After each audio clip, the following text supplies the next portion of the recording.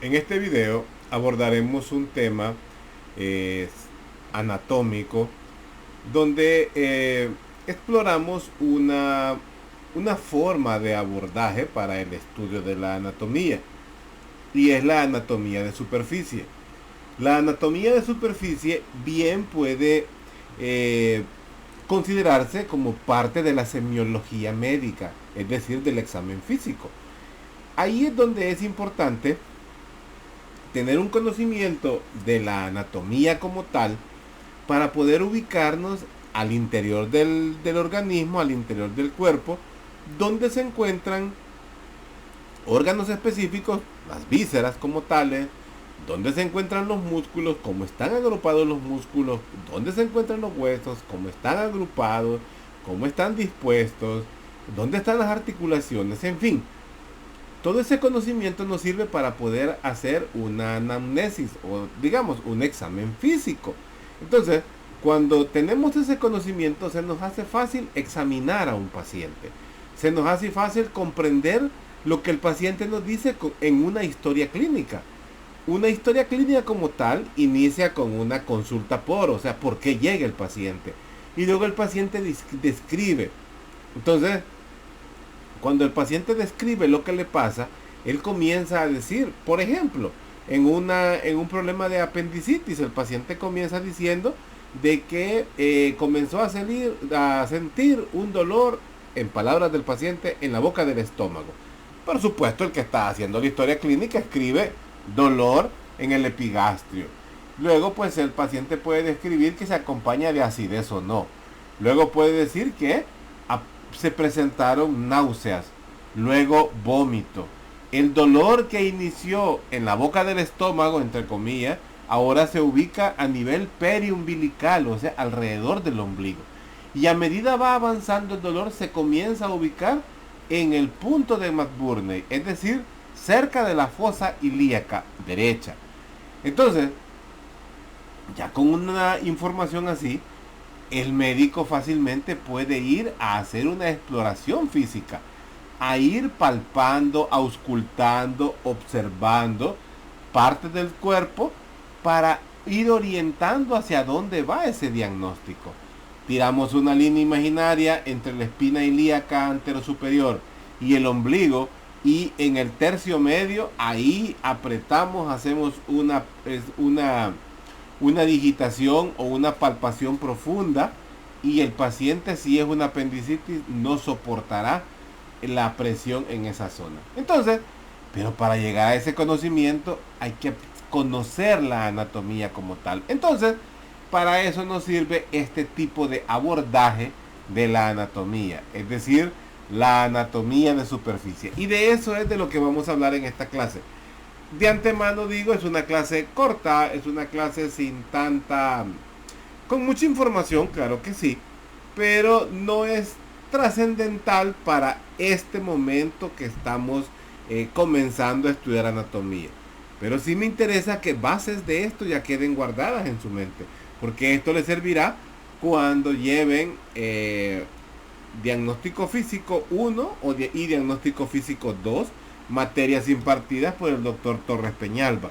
Entonces, pues, quiero que, como en cualquier clase, pongan mucha atención, tomen apuntes y se les hará más fácil con la comprensión de toda la información como tal. ¿Ok? Comenzamos a ver entonces la anatomía de superficie. Permítanme. Ok. Anatomía de superficie. Entonces, como la anatomía como tal, pues consiste en poder visualizar todas las estructuras, es decir, los órganos internos, conocer dónde están localizados y poder relacionarlo con otras estructuras que o puntos específicos de reparo que están en la superficie y así pues poder palparlos, auscultarlos o percutirlos. Es decir, pues que esta anatomía se explica desde lo más externo, o sea, desde afuera del cuerpo humano, eh, hacia el interior, teniendo en cuenta que hay órganos, que hay estructuras que pueden ser o visibles o pueden ser palpables, pero también hay otras que pueden ser auscultables. Entonces, como decíamos en el preámbulo, es un elemento esencial para el examen anatómico del cuerpo vivo en un paciente que está en reposo, o también puede ser cuando está en acción. Por poner un ejemplo, el paciente puede decir: doctor, a mí me truena la rodilla cuando camino. Pues lo ponemos a caminar, ponemos la mano en esa rodilla y logramos sentir qué es lo que pasa. Podría ser un problema de rótula, un problema de ligamentos cruzados, un problema de ligamentos colaterales, un problema de meniscos, un problema en la articulación. Pueden ser muchas cosas, pero este tipo de anatomía nos ayuda a poder comprender patologías y, en fin, pues la anatomía del paciente sin abrirlo. Entonces, pero este tipo de anatomía requiere un conocimiento completo de la anatomía normal, o sea, de la anatomía estructural, de la anatomía humana. Es necesario pues poder saber qué es lo que está bajo la superficie. Ante una lesión se debe ser capaz de visualizar las estructuras profundas que pueden haber resultado lesionadas. Una herida por arma de fuego en el flanco derecho, por ejemplo, flanco derecho es una zona que está por abajo del hígado. Yo tengo que ubicarme que en ese flanco derecho puedo encontrar colon ascendente, puedo encontrar asas del yeyuno, puedo encontrar parte del riñón, puedo encontrar partes óseas como la cresta ilíaca, en fin. Cada área del cuerpo humano por fuera tiene una relación por dentro con órganos y vísceras específicamente. Entonces, el conocer pues la anatomía de superficie es de vital importancia para la exploración física, y para eso nos valemos de tres recursos: la inspección, que es ver; la palpación, que es tocar; y la auscultación, que es escuchar. Entonces, actualmente es posible el estudio regional de las estructuras profundas y de las anomalías existentes en el sujeto vivo con los diferentes métodos de diagnóstico de imágenes y endoscopía. Lo que veíamos con la clase de radiología del sistema esquelético. Sí, si tenemos esas herramientas, pues muy bien, excelente. Pero muchas veces el médico tiene que hacer diagnóstico con la simple historia clínica y el examen físico. Casi que así es el 100%, no el 100%, pero una buena parte de las veces.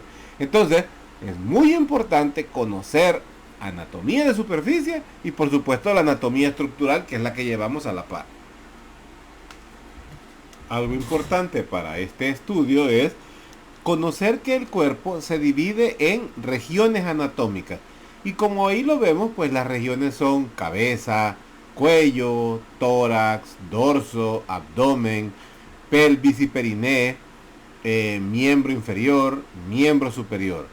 Estas son las divisiones en las que se hace las regiones anatómicas en que se divide el cuerpo para el estudio de la anatomía de superficie, teniendo en cuenta pues que hay subdivisiones, como vemos ahí abajo, del miembro inferior, donde encontramos una región glútea, una región anterior del muslo, una región posterior del muslo. Igual así hay en el hombro, la región del hombro, de la región anterior del brazo, posterior del brazo, anterior del antebrazo, posterior del antebrazo, dorso de la mano, palma de la mano. Entonces, esas regiones anatómicas es importante conocerlas, porque así es como nos vamos a ir ubicando para poder describir cada una de las zonas del cuerpo que esté pues en estudio. Cuando aplicamos esta anatomía pues a la clínica, vamos a ver que es importante también conocer no solamente la estructura, sino que también la función corporal.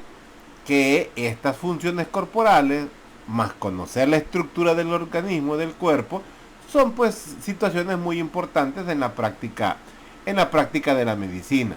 Porque esto viene a darnos una correlación entre conocer cada uno de los sistemas del cuerpo humano, pero también a correlacionarlo con los datos anatómicos y estos llevados hacia una aplicación clínica. Cómo funciona una rodilla, cómo funciona una cadera, cómo funciona un estómago, cómo funciona un pulmón. Entonces, todo eso pues a mí me sirve conocer dónde están ubicados los pulmones, cómo se llenan de oxígeno o de aire, cómo exhalan ese aire, qué músculos interactúan, qué movimientos voy a ver yo en el tórax, cuál es el intercambio a nivel celular, a nivel de los capilares pulmonares, cómo se da el proceso de difusión a través de la membrana para hacer el intercambio de oxígeno y de CO2, cómo regresa esa sangre ya oxigenada por las venas hacia el corazón, en fin. Todo ese conocimiento a mí me sirve para poder tener una idea de lo que estoy observando al ver un tórax que está respirando. Entonces, a menudo, pues en la anatomía clínica, se hace el estudio viene de una forma inversa, por decir así. Vamos estudiando la anatomía desde la parte regional o desde la parte externa hacia la parte interna.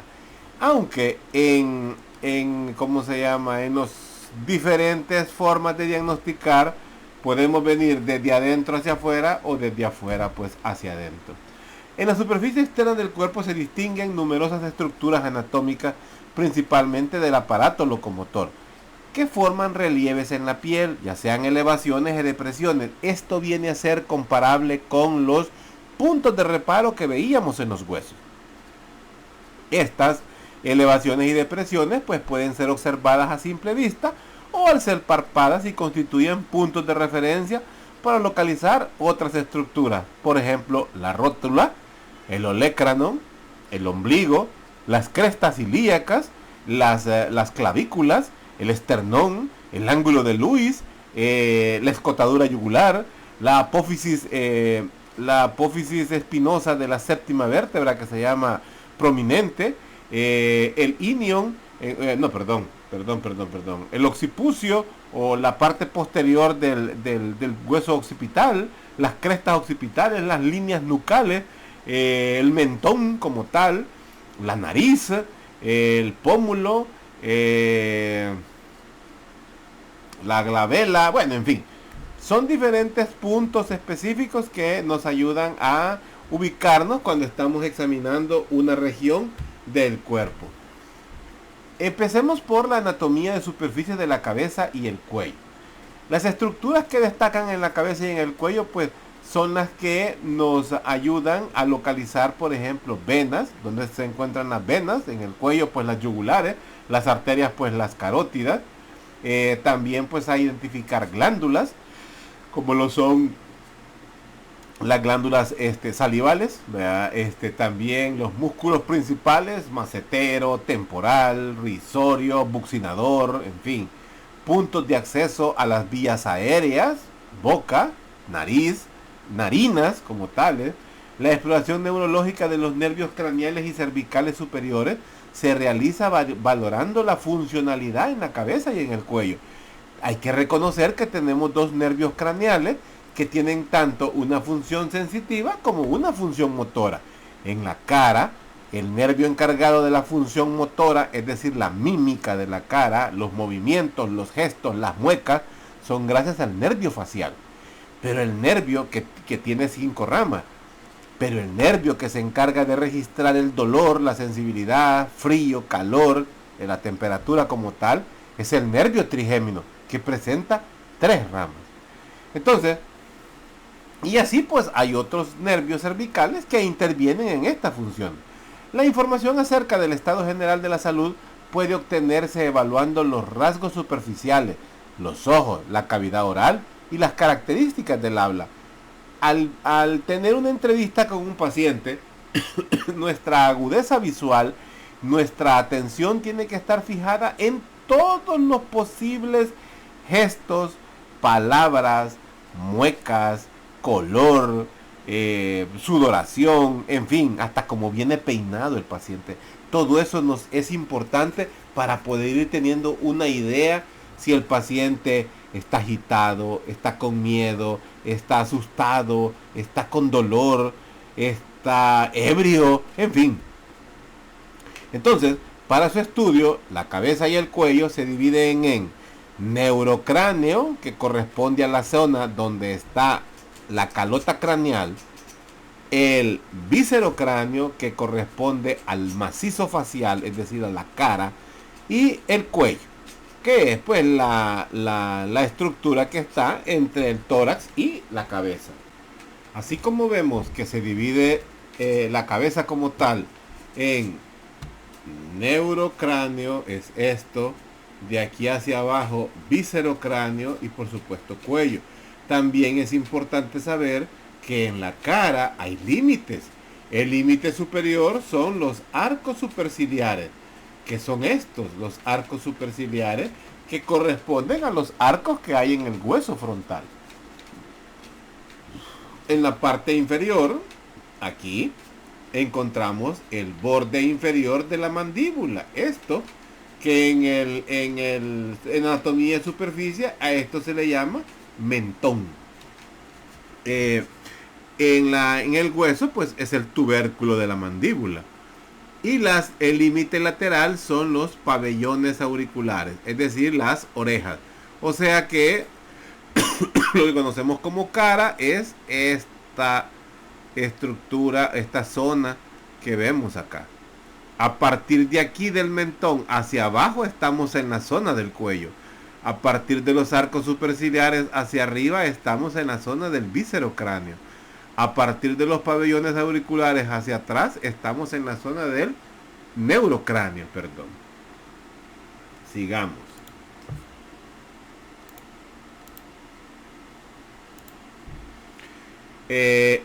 Además de esa división, pues podemos tener la región facial, la región del cráneo y la región cervical. Es prácticamente lo mismo, pero a mí en mi clase me gusta más usar viscerocráneo, neurocráneo y cuello.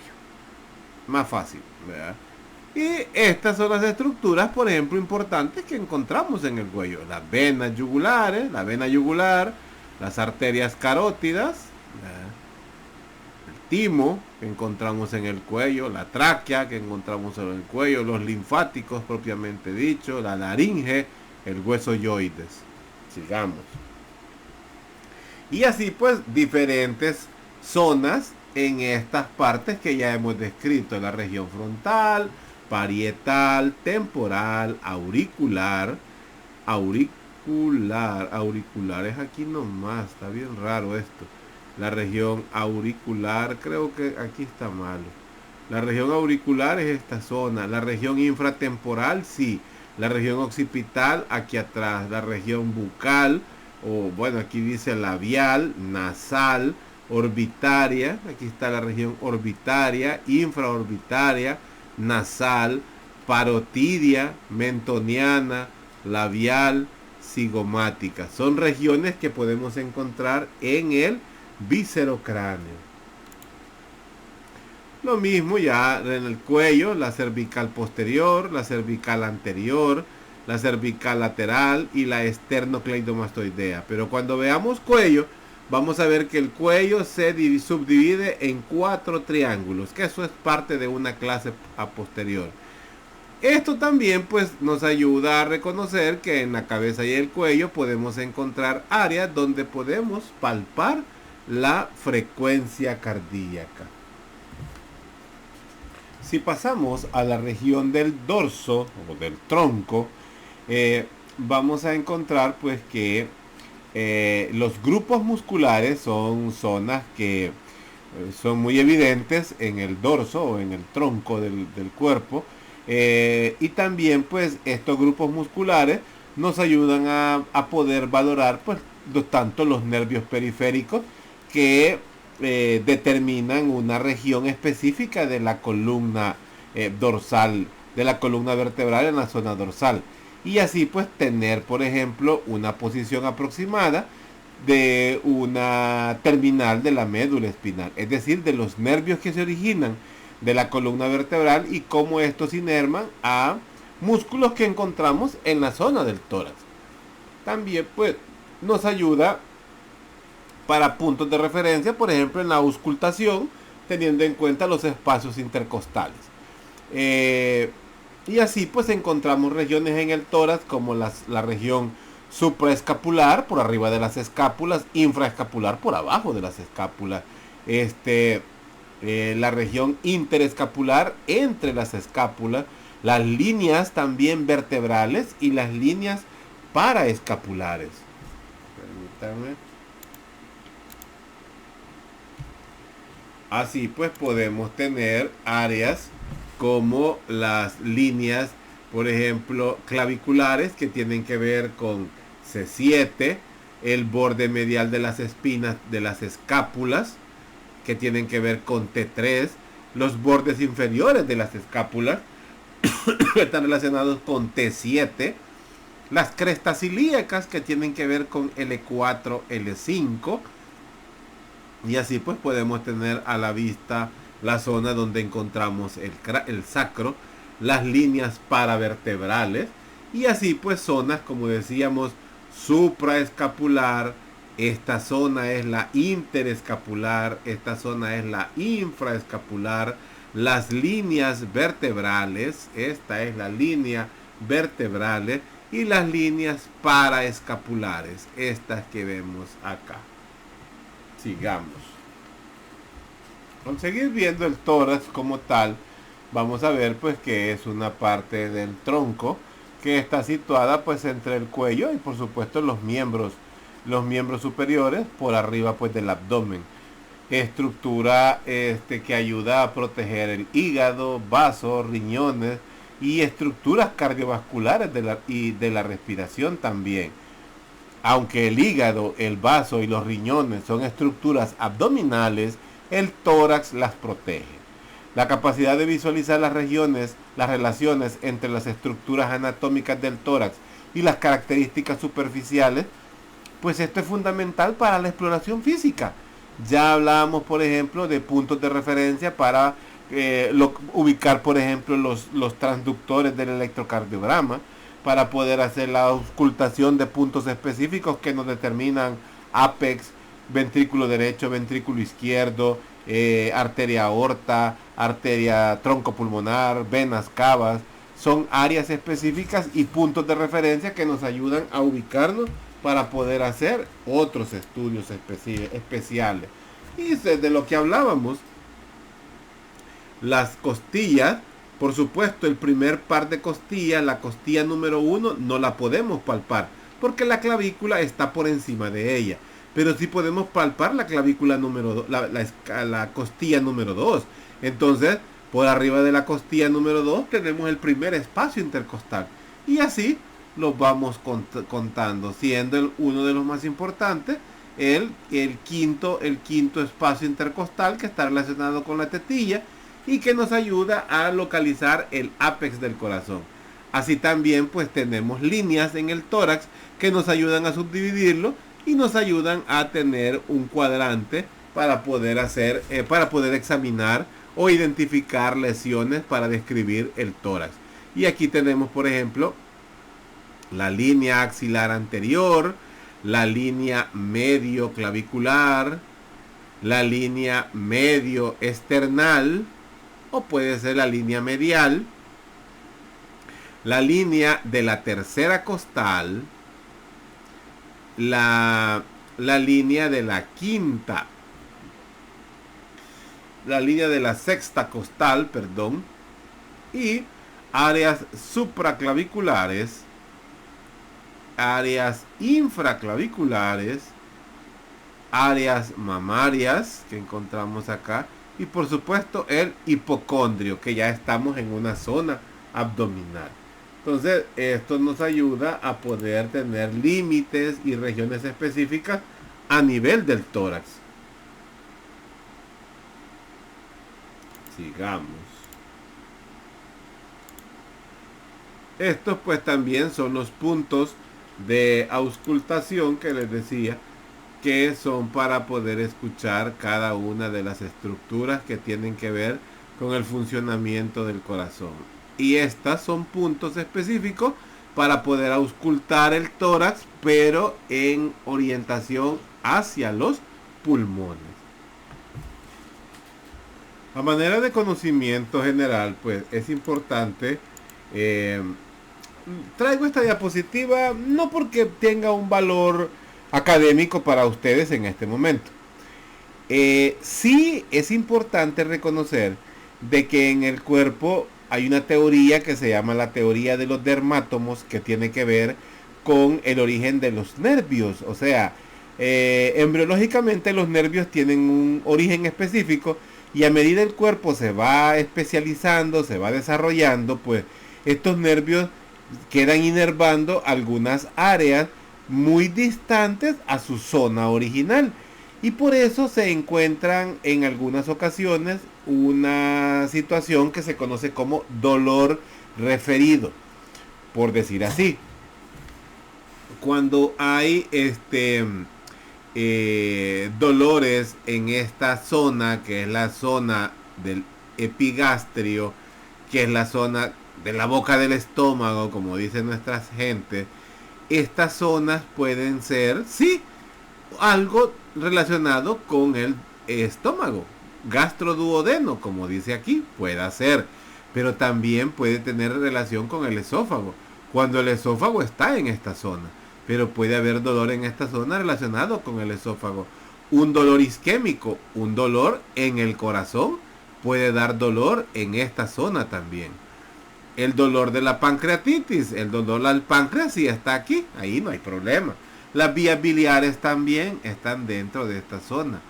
Dolor pleurodiafragmático, las pleuras están aquí, pero alguna infección pleural puede llegar a dar dolor en esta zona. Y así todas estas demás que ven acá. A esto se le llama dolor referido. Por ejemplo, hay un dolor que refiere la literatura, que se llama el dolor en cinturón. Es un dolor en cinturón porque recuerda los tirantes de los cinturones, de los que usan los señores. Este dolor aquí, en esta zona, es característico de problemas en el hígado. Una misma colecistitis puede llegar a ser que duela en cinturón esta zona. Entonces, pues, esto es lo que se conoce como dolor referido. A nivel del centro del tórax, puede haber dolor isquémico, dolor por un problema en el corazón. Dolor en el esófago, sí, el esófago está aquí. Dolor en el pericardio está acá, pero puede llegar a irritar esta zona de acá. Disección de la aorta es una coartación de las paredes, de las capas de las paredes, de las túnicas en las paredes de la aorta. Y en fin, entonces me interesa que conozcan estas y traten de aprenderlo, traten de conocerlo, traten de comprenderlo principalmente.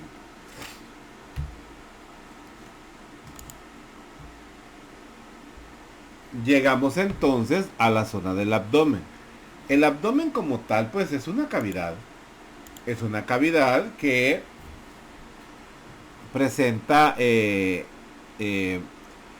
ubica por abajo del tórax, ¿verdad?, y por arriba de la parte superior de la pelvis. Además, tiene relación con las extremidades inferiores y está subdividido de la caja torácica por la presencia de un músculo que se llama diafragma. Ahora, el abdomen como tal, hay que reconocer que presenta 6, no quiero ver, serían 2, 4, 5, sí, presenta 6 capas. De afuera hacia adentro, la más externa es la piel. Luego tenemos una fascia grasa.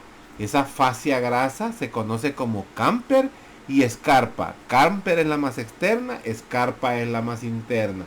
Luego tenemos una capa muscular. y ahí encontramos los músculos oblicuos y el músculo transverso del abdomen. Luego tenemos una fascia transversal o fascia transversalis. Luego tenemos una fascia extraperitoneal. Y por último, el peritoneo parietal, que es una bolsa que cubre los intestinos. Entonces, encontramos 6 o 7 capas, según como lo quieran decir, porque si tomamos las capas grasas como camper y escarpa separados, pues son dos.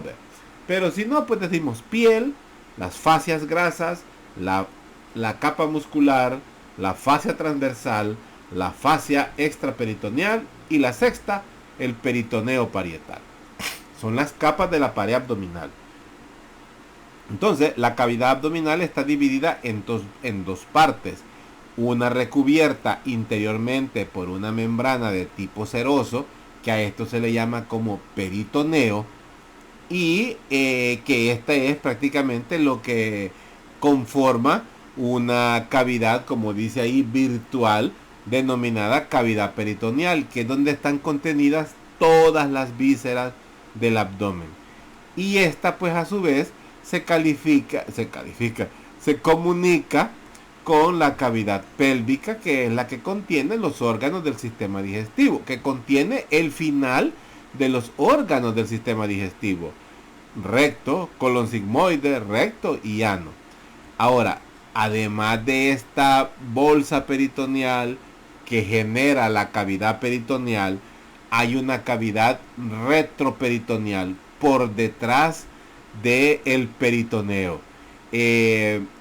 Esta bolsa o este espacio tiene una comunicación en la zona del pedículo hepático que se llama el hiato de Winslow. Entonces por ahí es que se comunican, y en esta zona encontramos las vísceras retroperitoneales, glándulas suprarrenales, riñones, parte del parte del páncreas, parte del duodeno. Son estructuras que se encuentran dentro de la cavidad retroperitoneal. El punto de referencia por excelencia en el abdomen es el ombligo. Ese es el punto de referencia el punto de referencia más representativo del abdomen, pues es el ombligo. La zona alrededor es lo que se conoce como la zona periumbilical. Y aquí vemos una forma de subdividir el abdomen. Esta es la técnica que utilizan en Europa para poder subdividir el abdomen en cuadrantes, y solo son 4 cuadrantes: superior derecho, superior izquierdo, inferior derecho, inferior izquierdo. Pero en Latinoamérica utilizamos esta subdivisión, que es por zonas: la zona del epicondrio derecho, hipocondrio derecho, epigastrio, hipocondrio izquierdo, flanco derecho, mesogastrio, flanco izquierdo, fosa ilíaca derecha, hipogastrio, fosa ilíaca izquierda. Reconocer las estructuras que se encuentran alojadas en cada uno de estas 9 zonas es lo importante del abdomen, porque aquí cobra mayor importancia por el número de estructuras de vísceras que se alojan dentro del abdomen. Entonces a mí me interesa saber qué estructuras, qué órganos se encuentran en el mesogastrio, en el epigastrio, hipocondrio, flanco derecho, flanco izquierdo, fosa ilíaca. Eso es importante de esta clase. También hay que reconocer las líneas que nos ayudan a delimitar. Estas son las mismas líneas medio clavicular, las que vimos en la diapositiva cuando estábamos hablando del tórax. Son las líneas medio clavicular. Esta línea que encontramos acá, esta es la línea subcostal. Esta está por abajo de los rebordes costales. El reborde costal se forma por los cartílagos de la octava, novena y décima costilla, que se insertan se insertan o se unen al cartílago de la 7. La 8 se une al cartílago de la séptima costilla, la 9 se une al cartílago de la 8 y la 10 se une al cartílago de la 9. Esta unión es la que conforma lo que conocemos como el reborde costal. Entonces la línea entre por abajo de estos rebordes costales se conoce como la línea subcostal, y la que tiene que ver con las crestas ilíacas que están acá, a esta se le conoce como la línea transilíaca. Línea medio clavicular, línea subcostal y línea transilíaca. Las estructuras de las que decíamos, estos son las 9 regiones que presenta el abdomen: el epigastrio, mesogastrio, hipogastrio, el flanco derecho, izquierdo, flanco derecho, hipocondrio derecho, hipocondrio izquierdo, fosa ilíaca derecha, fosa ilíaca izquierda. Y ahí están los órganos. Esto es pregunta de examen. En relación, pues, entre la región anatómica externa del abdomen y las vísceras, pues, no es exacta. ¿Por qué? Porque se mueven. El intestino como tal, el intestino delgado, se mueve. Solo está unido a una región posterior por medio de un meso. Así se llama esa estructura que lo une a la pared posterior, el meso. Entonces, esto pues tiende a tener movilidad y no es exacta la ubicación. Y pueden sobrepasar los límites que veíamos ahí. Pero realmente pues es un indicador o es una buena guía para el examen físico. Además de tener dolores localizados en las vísceras como tales, también tenemos lo que se llamaba como órgano referido, que era lo que veíamos en aquella diapositiva. Entonces, ese dolor o ese fenómeno del dolor referido, pues es algo a tomar muy en cuenta a la hora de examinar el abdomen. Por ejemplo, el dolor de la apendicitis, cuando ya está en fase aguda, el dolor es en esta zona de aquí, en la zona del flanco de la fosa ilíaca derecha. Pero eso es porque el mesenterio, que es un delantal, el meso, el epiplón, que es el que cuelga desde el colon transverso y cubre los intestinos, puede irritarse por la infección que se ha generado en el apéndice vermiforme. Entonces, él causa una irritación sobre el epiplón mayor. Y a veces esa irritación con antibióticos y analgésicos se cura sin necesidad de operar al paciente, o operarlo en una segunda intención, porque tal vez por la infección que se ha generado sea riesgoso pues operar al paciente, y se opera ya en una fase de plastrón apendicular, cosa que veremos más adelante. Entonces pues conocer cada una de las zonas y saber de que hay dolores que pueda ser el colon transverso, colon descendente sea el que esté afectado, pero cuando yo aprieto el colon descendente me responde dolor aquí, y eso es debido al desplazamiento de los gases. Entonces vamos a decir, el paciente dice que él siente malestar en esta zona, pero donde le duele es aquí. La historia clínica, la anamnesis y por supuesto los conocimientos de anatomía le van a servir para determinar por qué realmente le duele aquí y cuál es la causa que al apretar le duele acá. Eso ustedes lo van a ir adquiriendo pues a medida vayamos avanzando. Al igual que en aquella diapositiva, en la diapositiva anterior, pues aquí tenemos también estas son las zonas reflejas en relación ya con los órganos. Dolores propios de lo que les hablaba, por ejemplo, el hígado. El hígado como tal, pues es un órgano que está en esta zona, pero el dolor del hígado no se va a ver en la zona donde él se ubica como tal, sino que, por ejemplo, en el hombro derecho, en la parte posterior, en la parte infraescapular del lado derecho, allí encontramos el dolor del hígado. El estómago, en lo que conocemos como la boca del estómago, que ahora ustedes ya saben que se llama epigastrio, pero también en la parte posterior.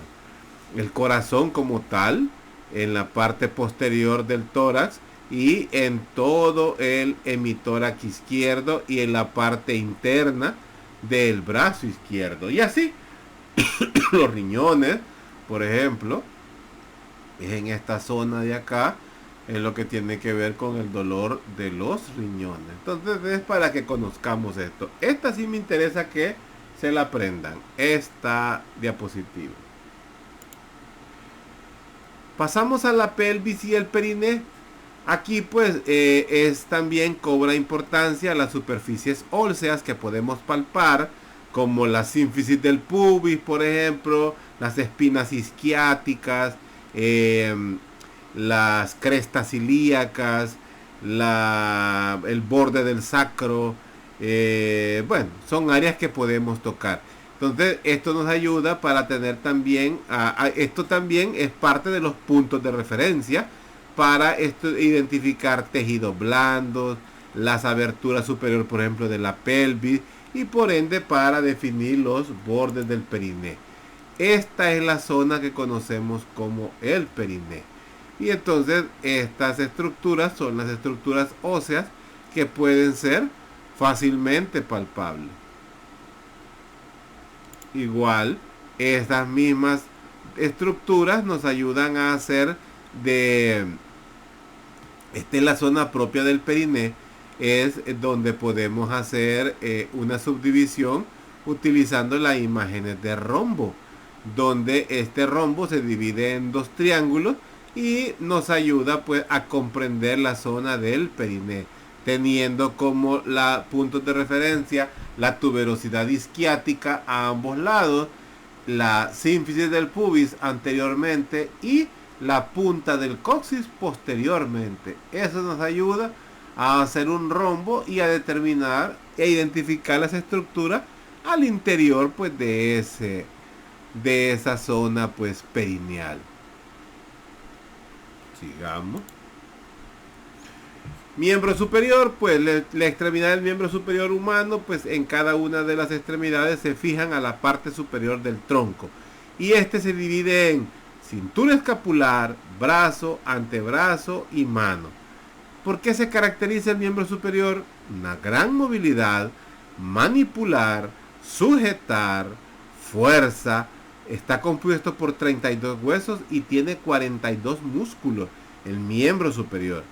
Toda la vascularización corre a cargo de las ramas de la arteria axilar. Vascularización dice aquí, pero yo quiero que sepamos que es la irrigación. Las principales venas son la vena cefálica, la vena basílica y la vena axilar. La mayor parte de la inervación del miembro superior es gracias al plexo braquial. Los tendones, los músculos y las referencias óseas de las extremidades superiores se utilizan para localizar las principales arterias, venas, nervios y extremidades. O sea, reconocer los músculos, reconocer los tendones. Eso nos ayuda a reconocer, a identificar que dentro de estas estructuras encontramos arterias, venas y nervios, siendo de vital importancia las venas porque nos sirven como medio de acceso para poder administrar medicamentos. A la hora de hacer una evaluación neurológica, pues es importante pues definir qué miembro es el que vamos a evaluar y poder registrar su motricidad. Los tendones se utilizan para explorar los reflejos relacionados con segmentos específicos de la médula. Los vasos se usan en la clínica como accesos vasculares para obtener sangre y administrar fármacos y nutrientes, así como para determinar la presión arterial y los pulsos. Los nervios pueden quedar atrapados o ser lesionados en las regiones en las que están asociadas a los huesos o en las que pasan a través de espacios limitados. La corredera bicipital, el espacio de los abductores, son los que se me vienen a la mente ahorita. Entre una lesión pueden llegar a quedar comprisionados. Y esto es lo que conocemos como la extremidad superior. La escotadura, la cintura escapular, el brazo, el codo, el antebrazo, la muñeca y la mano. Cuando veamos mano, vamos a ver que los músculos intrínsecos hacen una zona que se llama tenar y otra zona que se llama hipotenar. Aquí está mal, es en esta zona, hipotenar. La inervación del miembro superior está gracias a estos nervios que son ramas terminales del plexo braquial. Nervio mediano es este, nervio cubital, encontramos aquí, nervio radial, nervio músculo esquelético y por último el nervio cutáneo, nervio músculo cutáneo, así se llama, nervio músculo cutáneo. Aquí vemos la distribución de esos nervios tanto en brazo como en antebrazo. Y si pasamos a la extremidad inferior, pues vamos a ver que siempre las referencias tendinosas, musculares y óseas también se usan para localizar los vasos sanguíneos y los nervios principales. En esta zona, pues los vasos sanguíneos son más voluminosos, por supuesto, y también pues pueden ser utilizados como vías de acceso para administrar líquidos. Los vasos sanguíneos del extremo inferior pues son los más alejados del corazón y por tanto pues los pulsos en esta zona van a poder variar en cierta medida, tal vez no en la frecuencia pero sí en la intensidad en comparación con el miembro superior, pero siempre es una información relevante sobre el estado del sistema circulatorio en general. En la extremidad inferior pues se exploran la sensibilidad y la acción muscular para evaluar las regiones lumbares y sacras de la médula espinal. Estas pues son las zonas en que se subdivide el miembro inferior: la región del músculo, rodilla, pierna, dorso del pie, planta del pie, posterior de la pierna, posterior del músculo y por supuesto la región glútea. La inervación de los nervios, similar a lo que veíamos con los dermátomos, que estos ya son los dermátomos, estos ya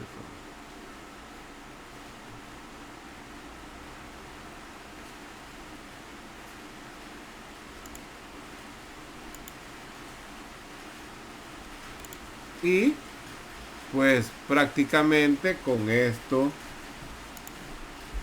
estaríamos terminando la clase. Bueno, los aditamentos, instrumentos que utilizamos para evaluar las diferentes partes del cuerpo humano: un Doppler, que es para escuchar sonidos fetales, también se puede escuchar latidos del corazón, el esfingomanómetro o tensiómetro, el estetoscopio, el fetoscopio, que es para oír al feto, el oxímetro de pulso, el otooftalmoscopio, el martillo reflejo, la cinta métrica y el diapasón.